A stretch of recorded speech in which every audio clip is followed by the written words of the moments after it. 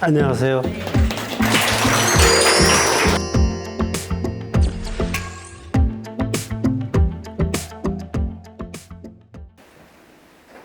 여러분 아시는 것처럼 올해 우리나라가 이제 정식으로 선진국이 됐죠.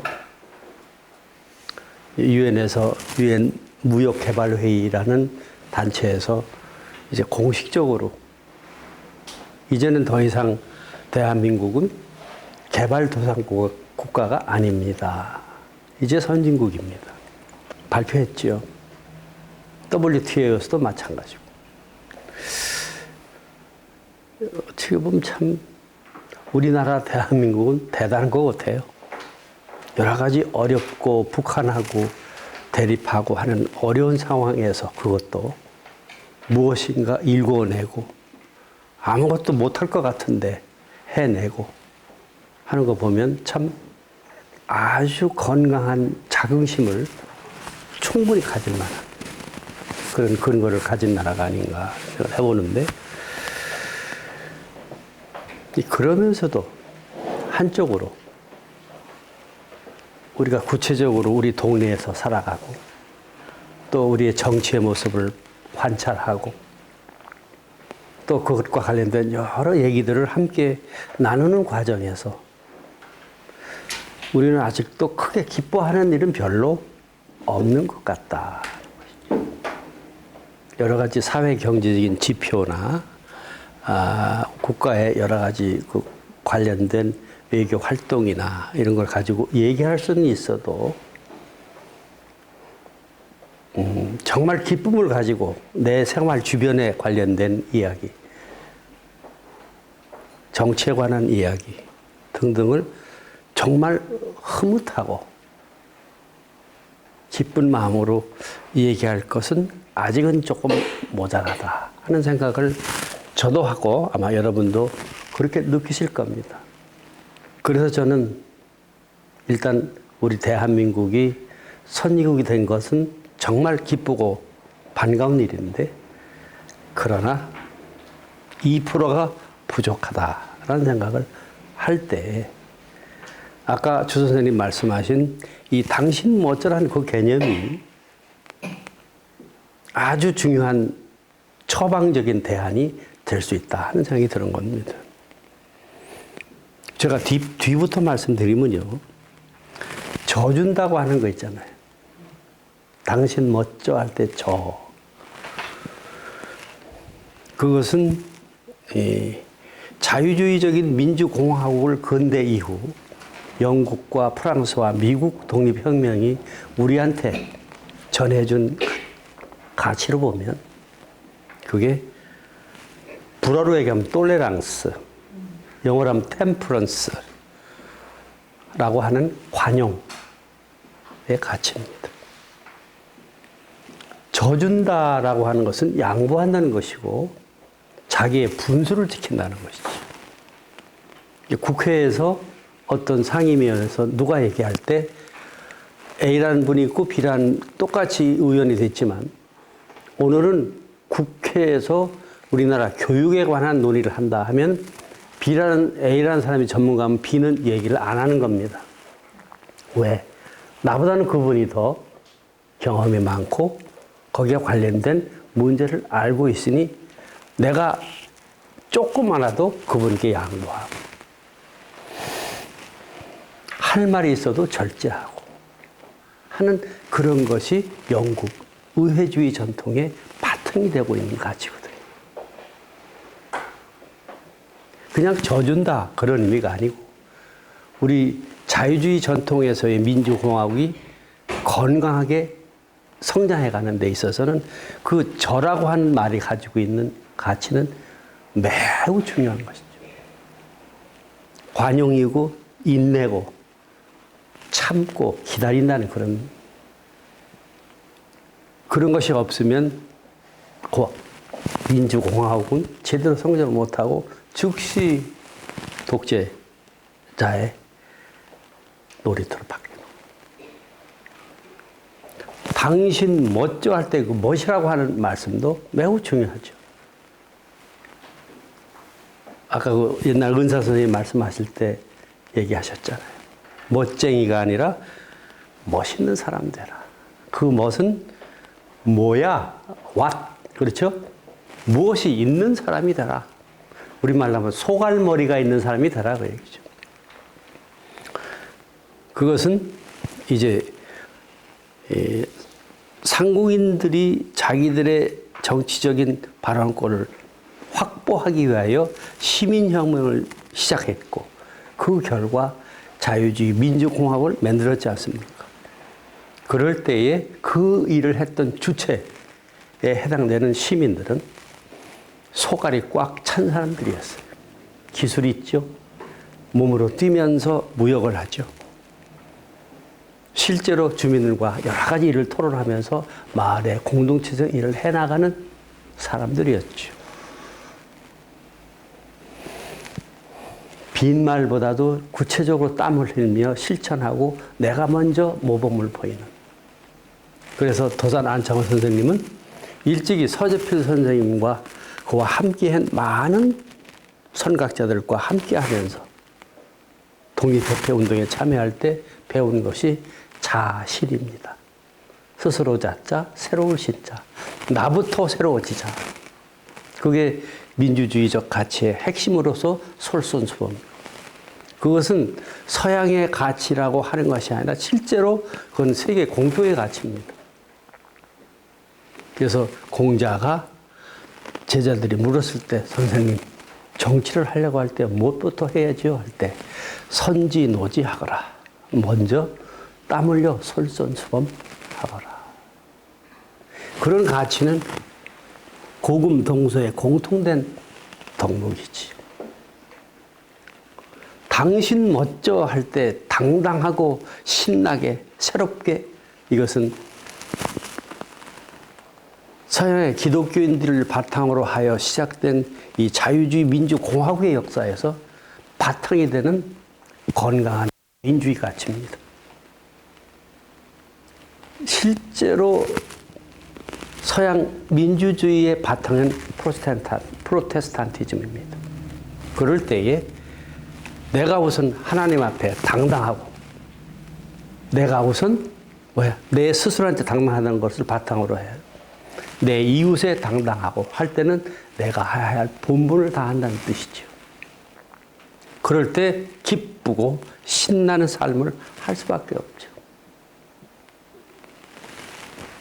미국 지성사를 쓴 어떤 분의 책을 보면 미국의 민주주의가 발달하는 과정에서 agricultural individualism 이런 말이 있습니다. 농업적 개인주의, 이기주의라는 뜻은 아닙니다. 아, 저 사람은 농사 질 때 호박을 많이 기르지. 아, 저 사람은 공작을 잘해서 집에 필요한 도구들을 잘 만들지. 아, 저 사람은 오이를 많이 길러. 아, 저 사람은 소를 기르고 있어. 그러면 각자가 맡은 위치에서 자기 일에 충실함으로써 가을 추수감사제가 되면 서로 내가 열심히 노력하여 기른 호박을, 내가 열심히 기른 돼지를 다른 사람하고 교환할 수 있는 그 기쁨, 그 당당함. 이것이 이 지방 중심의 지역 중심으로, 지역사회, 우리가 얘기하는 커뮤니티 중심으로 시작된 민주주의의 역사지요. 그것의 바탕이 되고 있는 것이 거리낄 것 없이 자유롭게 살아가면서 나와 하나님과 이웃의 당당한 개인. 그 지향이 바탕에 깔려져 있었던 것이죠. 그래서 저는 이제 그만 얘기도 되겠다라고 생각했어요. 당신 멋져 안에 다 들어있거든. 그런데 여기에 더욱 값진 것은 주 선생님 뭘 말씀하셨냐. 살림꾼 얘기하셨고 가족을 얘기하셨어요. 이 시대에 정말 소홀하기 쉬운 게 가정입니다. 제가 일본에 교토 포럼이라는데 초청을 받아가지고 강연한 적이 있는데 이틀 동안 했는데 다른 동료 한 사람하고 같이 그때 제가 다음 계제에 여러분께 말씀드릴 다사리에 대해서 말씀을 드릴 텐데 그때 거기에 대해서 한 5시간을 제가 강의를 했습니다. 그런데 거기에 오전부터 오후 2시까지 와 있는 그 일본 부인들이 있었습니다. 그 일본 부인들이 정말 참 예의 바르게 다소치 앉아 있는 겁니다. 열심히도 들어요. 평생 배워야 되겠다는 그런 마음가짐이 있는 것 같아요. 메모도 열심히 하고. 그런데 끝날 때, 다 끝나고 나서 여러분 혹시 질문하실 것이나 의견이 있으면 한번 얘기하시죠 하는 시간을 만들었어요. 그런데 내동 한마디 안 하던 분이 여자가 셋이었는데 부인 한 분이 손을 드는 거예요. 손을 들면서 이렇게 얘기를 해요. 오늘 정 선생님이 하신 말씀을 잘 들었는데 참 한국은 좋은 전통이 있군요. 그래서 무슨 말을 하나 했더니 제가 그랬거든요. 순우리말로 우리는 여자들이 가정에서 하는 일을 살림이라고 한다. 그 살림이라고 하는 순한국말은 살린다는 뜻의 명사형이다. 그럼 그때 살린다는 것은 뭡니까? 내 남편을 살리고 내 뭡니까? 자식들을 살리고 그걸 통해서 친척들을 살리고 그 생명을 가지고 있는 사람들을 살려나간다고 하는 아주 적극적이고 실천적인 의미를 가지고 있는 말입니다 하는 걸 제가 얘기했거든요. 그렇게 남을 위하여 하다 보면 자기도 살죠. 다른 사람 마사지 해준다고 열심히 땀 흘려 막 하다 보면 나도 운동하고 있잖아요. 그 원리. 그러면서 나를 살린다는 말씀 언급해 주신 건 아주 참 적절하셨다고 봅니다. 그 얘기를 했거든요. 그랬더니 그 얘기를 하는 거야. 그 일본 부인이. 한국은 참 좋은 전통을 가지고 있군요. 우리는, 즉, 일본에서는 여자들의 노동, 집안에서 하는 여자들의 노동을 한자말로 가사라고 그러죠, 가사. 근데 그 가사라는 말이 아주 뭐랄까 좀 평가절하적인 용어랍니다. 그래서 허드렛 일이란 뜻이에요. 집안에서 여자들이 하는 허드렛 일. 그런 의미가 있어서 있는데 한국에서는 아주 긍정적이고 적극적인 의미를 가지고 있군요. 여자들의 일이라는 것이. 하면서 굉장히 부러워하더라고요. 저는 그런 걸 보면서 이번에 요새 한류나 우리나라 노래가 해외에 쭉 펼쳐지는 것도 있지만 제가 퇴직하기 전에 한국과학진흥사업단장 할 때 전 세계 곳곳 대학을 다니면서 이제 회의를 쭉 한 적이 있어요. 한 번은 캠브리지 대학에서 회의를 하는데 그 유럽 지역에 저희들의 지원을 받는 대학의 대표자들이 왔어요. 와서 각자 하고 있는 일에 대한 발표와 리포트를 한 다음에 마지막 세션에 이제 자유 토론 시간을 제가 일부러 가졌습니다. 어디서나 서로 주고받는 대화가 꼭 있어야 되거든요. 그래서 이제는 다 공식적인 건 끝났으니 이제 각자 이제 자유롭게 한마디씩 좀 해주십사 하고 제가 요청을 했습니다. 쭉 여러 사람들이 그 당시에 이태리에서 온 분, 스위스에서 온 분, 뭐 전부 이제 그 각자 그 한국학과 관련된 연구와 또 새로운 관심을 얘기하고 있었어요. 그런데 지금도 기억나는 건데 그때 파리 칠대학에서 오신 분인데 역사학 교수인데 그분이 가만히 있다가 뭐라고 얘기하냐면 이렇게 얘기를 해. 그 당시 이제 한류가 막 흘러가니까 이제 한류와 관련된 조사를 하고 그와 같은 프로그램을 만들어서 가르치고 하는 일이 주종을 이루었었습니다. 또 한글 가르치고 하는 것. 근데 그분은 뭐라고 얘기하냐면 이렇게 얘기를 해요. 지금 여러 선생님들 말씀하신 것처럼 한류가 참 중요하고 또 그거에 대한 현황을 파악하는 거 중요한데 저는 한쪽으로 이런 생각이 듭니다. 한류의 현상에 대해서 관심 가지고 파악하는 것도 중요하지만 어떻게 중국이나 일본과 달리 그 한국적 문화의 흐름이 이렇게 오래 지속되고 있는데 그 원인이 뭘까? 이겁니다, 자기는. 혹시 한국 문화 속에 내재되어 있는 어떤 가치들, 어떤 철학들, 이것이 있는 것이 아닐까?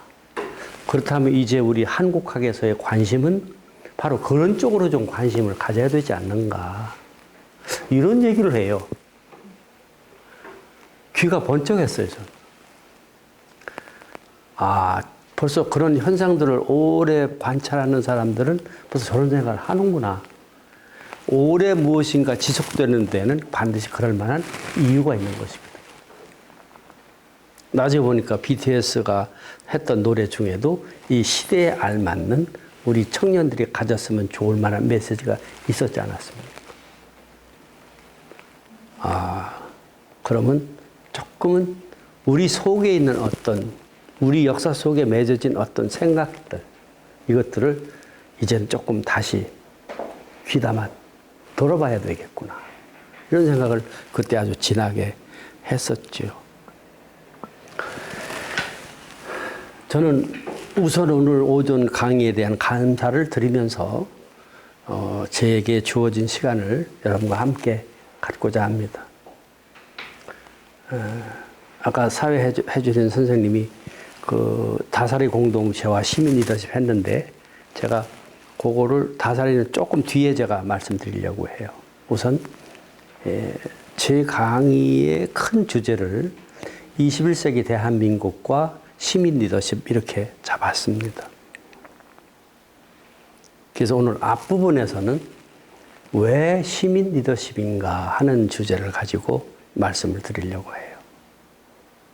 여기에 대해서 뭐 길게 하려면 길게 할 수 있지만 그렇게 할 이유가 전혀 저는 없다고 봅니다. 이미 오리엔테이션이 주어져 있기 때문에요.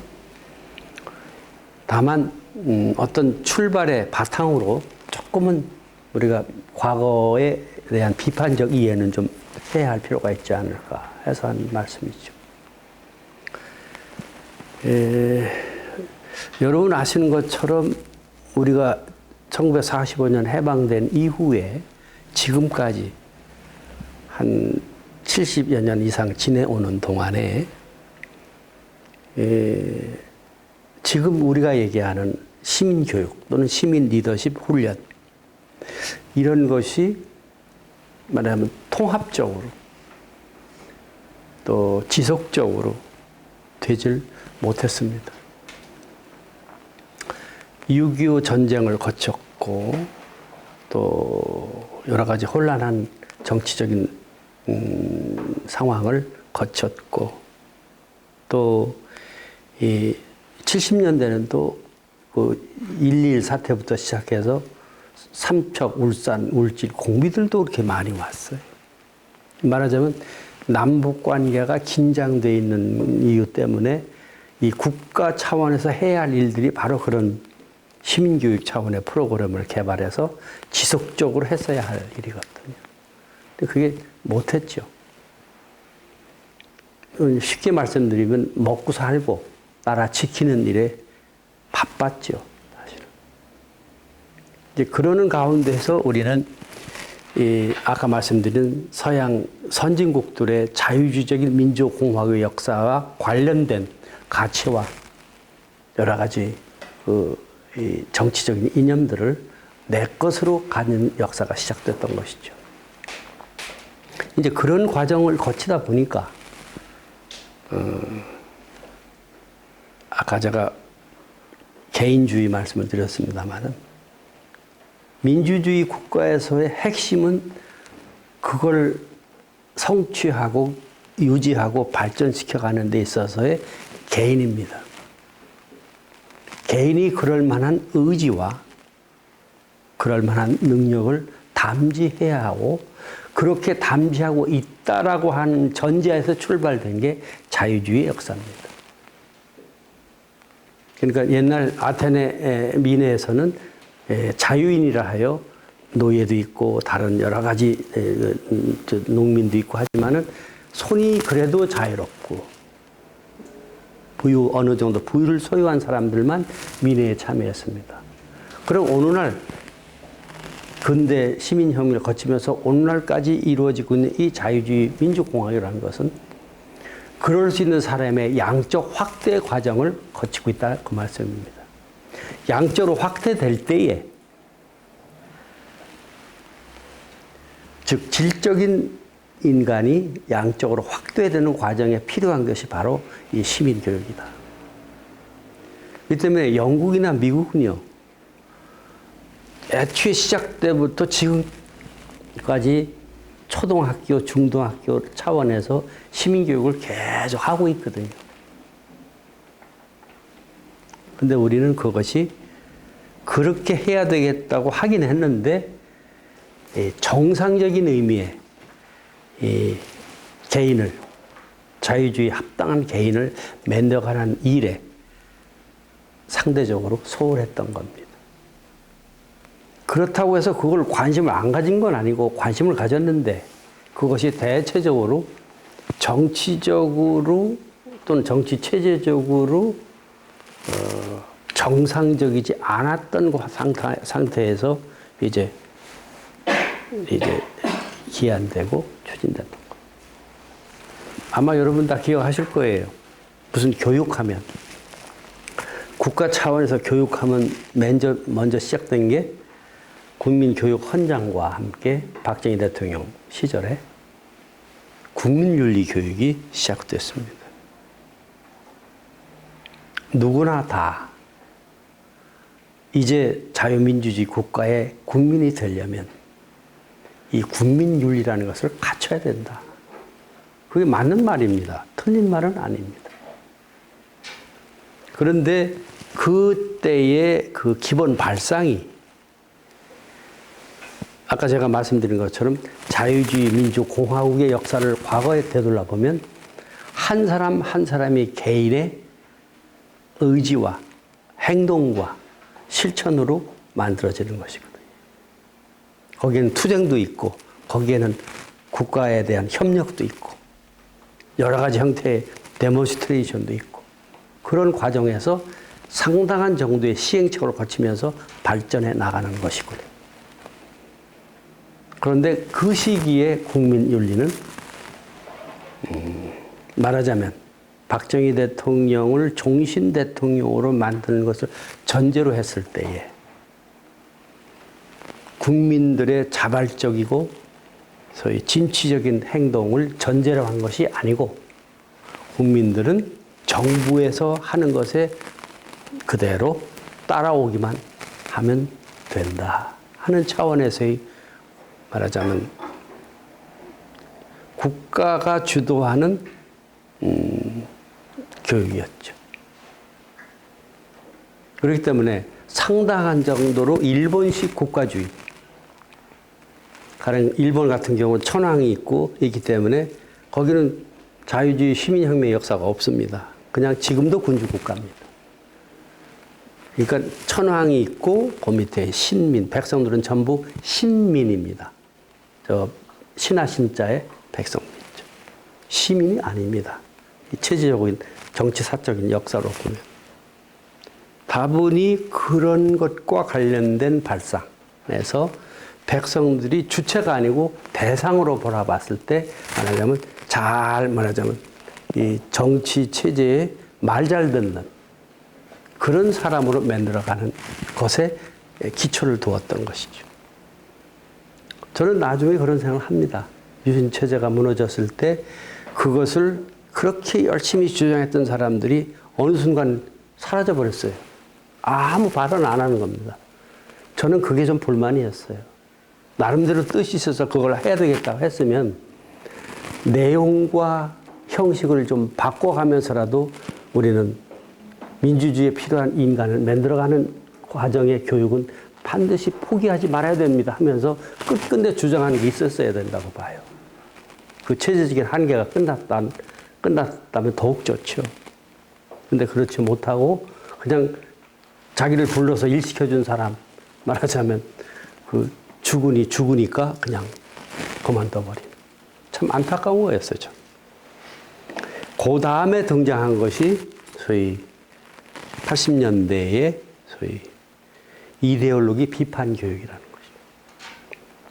그 당시에는 과거 이승만 대통령 때처럼 이 반공주의를 아주 강조했던 시기입니다. 그래서 제가 복무했던 기관에서도 그와 관련된 교육을 또 다시 시작을 했고요. 그래서 이제는 이 이데올로기에 대한, 특히 소위 좌파 이데올로기에 대한 비판적인 교육을 통해서 사람들로 하여금 그때 말로 정신 바짝 차리게 해야 된다 해서 이제 그런 교육을 중심으로 되었고, 거기에 참여했던 분들이 그걸 조금 발전시켜서 민주 시민교육이라고 하는 것을 해야 되겠다 하는 거죠. 근데 이거 역시도 큰 테두리에서는 아까 이 국민윤리의 차원에서 크게 다르지 않은 것이었죠. 그러니까 말하자면 김영삼 대통령 때인가요? 후보 시절에 이런 식의 시민교육이 반드시 필요하다라고 해서 몇몇 뜻 있는 분들께서 그 당시 김영삼 후보를 찾아가 가지고 민주시민교육원을 만들어 가지고 이제 우리나라 국민 한 사람 한 사람을 민주시민으로 이제 길러가야 하는 그런 일이 필요합니다. 영국이나 미국에서 계속 해오고 있으니까요. 그건 늦더라도 시작해야 할 일이거든요. 그때 찾아가서 그 얘기를 했던 제 은사의 말씀을 들어보면 그렇게 얘기했더니 대뜸 그런 정치 교육은 다 독재 시대의 발상이 아닙니까? 이렇게. 그래가지고 갔던 선생님들이 너무 실망을 해가지고 이 시민교육은요, 자유주의 민주공화국이 정상적으로 성장하는 데는 필수입니다. 왜? 개개인들이 그런 자질을 가지고 실천하는 삶을 영위해야 되거든요. 그게 전제거든요. 그런데 실제로 우리가 그럴 수 있는 겨를이 없었잖아요. 히틀러 시대를 경험했던 독일이 철저하게 과거를 반성하면서 이제 그런 정치 교육을 강화했던 나라 아닙니까? 우리도 사실은 그런 면에서는 일찍부터 그런 일이 됐어야 마땅했습니다. 그런데 그런 것이 정상적으로 되지 못한 상태로 지나갔습니다. 그러다가 87 체제가 들어서면서 소위 민주화 시대가 됐죠.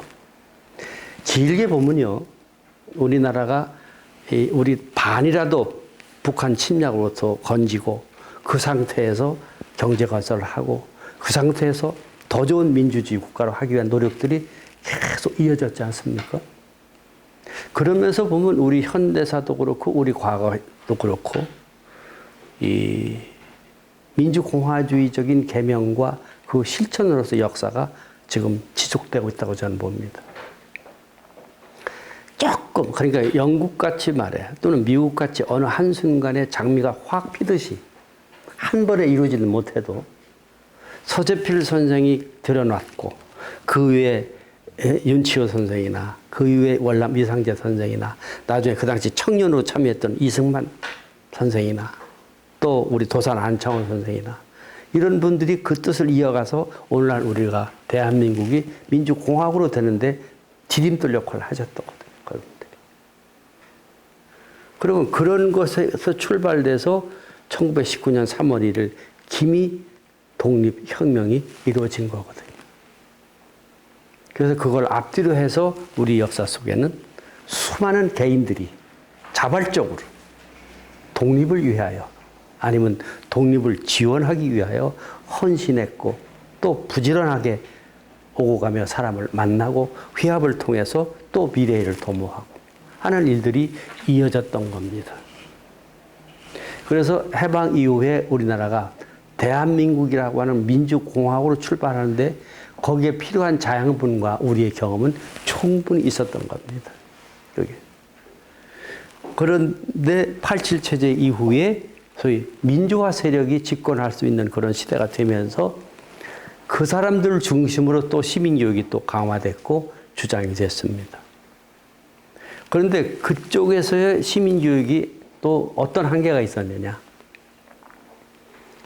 이 반독재 투쟁이라는 차원에서만 바라보는 또 그것이 신군부 세력이 군사적으로 강력한 세력이 되다 보니까 이게 이북의 군대까지 필요하면 이용해서 우리 이쪽 그런 신군부 세력을 무찌르자 하는 그런 식의 발상까지 간 거예요. NL이니 PD니 하는 그런 갈등이 바로 그런 겁니다. 그래서 길게 보면 우리 근현대사라고 하는 것이 서재필 선생에서 정말 선구적인 역할을 하셨습니다. 그래서 자유주의 민주공화국을 세우고 그것을 내용을 알차게 만들어가는 그런 차원에서의 민주공화주의적 개명과 실천 과정으로 보았을 때에 그렇게 보았을 때에 각각의 프로그램들이 가지고 있는 기여가 있었다 손치더라도 민주화 시대, 즉 87 체제가 열린 이후에 있었던 그 세력들에 의한 소위 시민교육은 바로 대한민국이라고 하는 정체성을 훼손하고 있었기 때문에 그거는 그 한계는 반드시 극복돼야 되겠다 하는 문제의식이 자동적으로 나온 겁니다. 그래서 이제쯤 우리가 시민교육을 얘기할 때는 어떻게 하면 좋을까 하는 것이 이제 하나의 숙제였죠. 이럴 때에 각 시기마다 중요한 시기를 집권하고 또 이끌어갔던 세력들의 역할은 대한민국이라는 나라가 오늘날 선진국으로 오는데 각각 나름대로의 역할을 했다라고 하더라도 그 차원에서 태부족했던 건강한 시민 만들기 프로젝트 이것은 아직도 비어있는 공간이다. 그래서 우리는 2% 부족한 걸 지금도 느끼는 것이고 그거의 필요성은 아무리 강조해도 지나치지 않는 상황에 우리는 와 있지 않는가. 그런데요. 저는 시민 리더십이라는 것을 생각했던 계기가 그 전에 이 영국이나 미국이나 프랑스의 시민혁명사에 대한 공부를 할 때 느꼈지만 그때의 능력 있고 도덕적이고 의식 있는 개인들로서의 시민.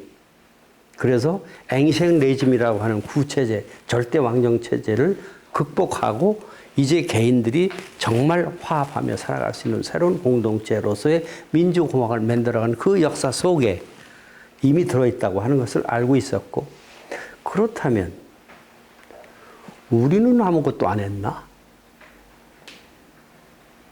있습니다. 얼마든지 있습니다. 우선 과거의 한 예로 보면요. 서재필 선생이 씨를 뿌려놓았던 이 민주공화국 시대에 대한 어떤 가르침들. 그 자료를 보면요. 1986년 독립신문을 내기 시작하면서부터 이제 계몽을 시작하셨는데 그때요. 독립협회 운동을 하면서 그때 주식경 성대도 함께 하면서 그 독립신문을 한글로 만드는데 아주 역할을 했고 그때 김규식 박사도 어렸을 때 어린 소년으로 주식경 선생 심부름하면서 공부했고 나중에 또 김규식 선생은 또 나중에 한글 우리 글에 우리 말에 대한 논문도 쓰셨어요. 그거 보면 참 놀라워요. 나중에 계좌에 있는 대로 여러분과 함께 이걸 공유할 수 있는 기회가 됐으면 합니다. 그렇게 해서 이제 소위 그 민주공화국에 대한 우리의 행진이 시작이 됐는데 적어도 1919년 3월 1일부터 적어도 5월까지 지속되었던 소위 이 항일 운동으로서의 이 기미혁명, 이것은 우리나라 최초의 자유주의 시민혁명이면서 동시에 아시아에서는 두 번째 시민혁명이었습니다. 여러분 혹시 첫 번째 시민혁명이 뭔가 어딘가 아십니까? 아시아에서. 기억나십니까? 어딜 것 같아요? 대만?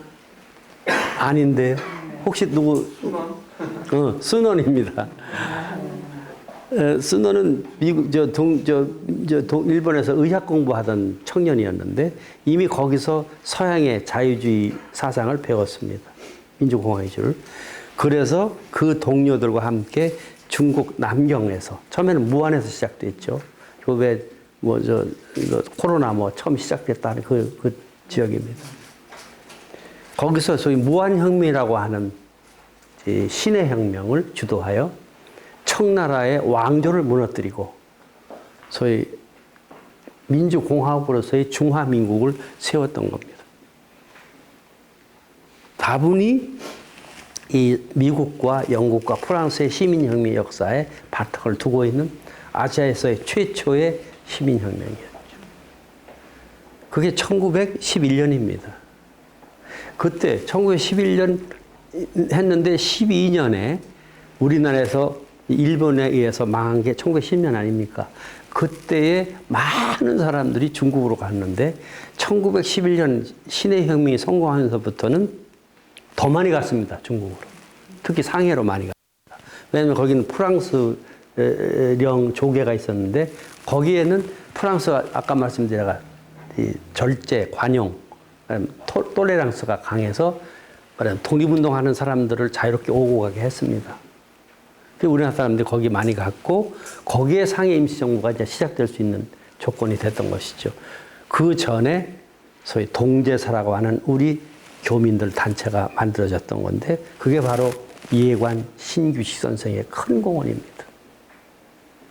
거기 있으면서 상해로 오는 청년들 또 상해에 있는 많은 교민들을 계속 가르치고 또 함께 조직하면서 미래 독립전쟁을 준비하고 하는 일들을 거기서 하고 있습니다. 자발적입니다. 어느 누구도 시킨 사람이 없습니다. 이제 고종 황제가 폐위되고 고종이 제대로 역할을 못하시니 1907년 정미 7조약 때부터 그랬잖아요. 일본이 강압적으로.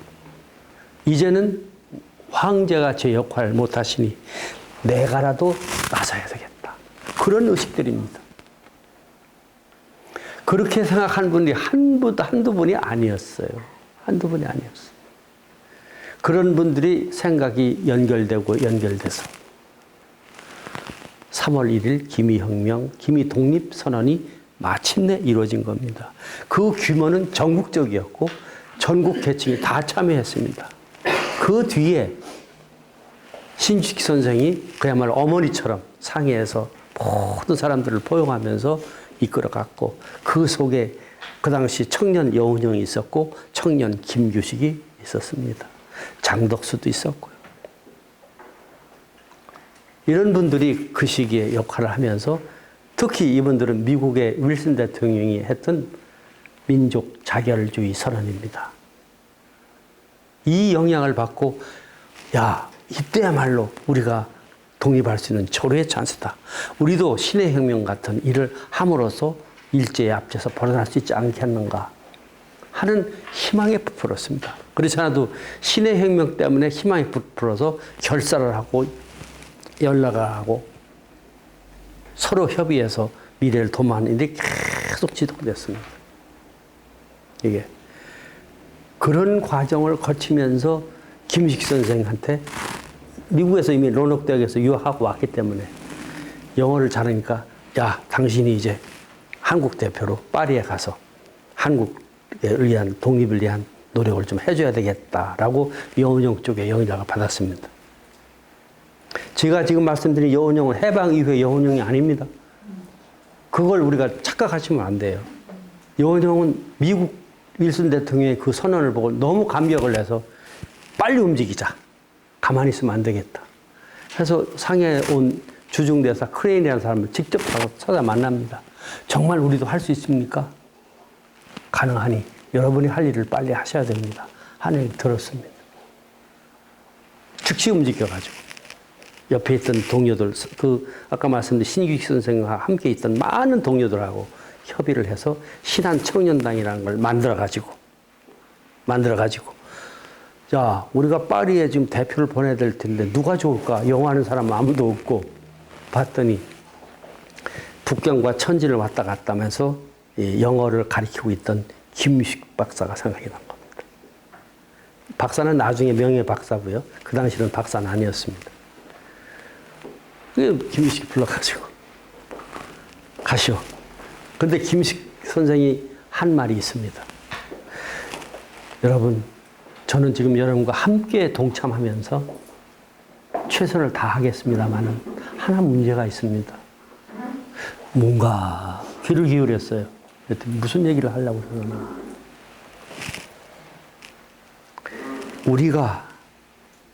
제가 여러분의 부름을 받고 파리에 가서 활동을 할 수 있습니다. 또 열심히 했습니다.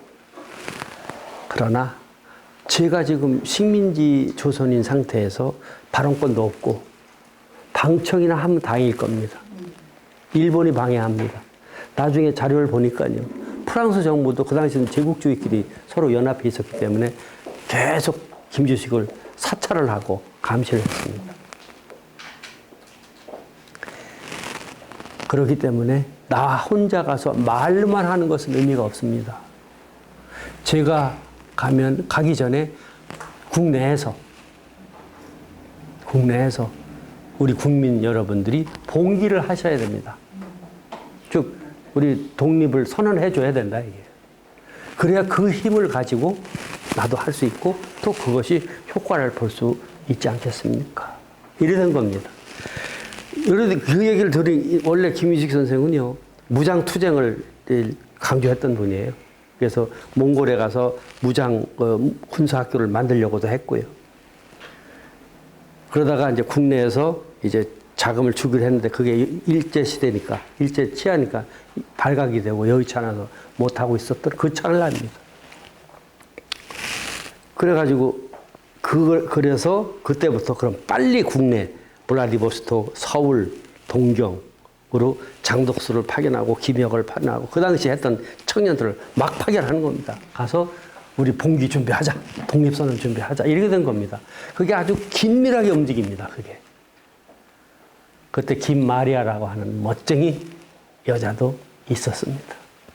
동경에서 28 선언을 먼저 했잖아요.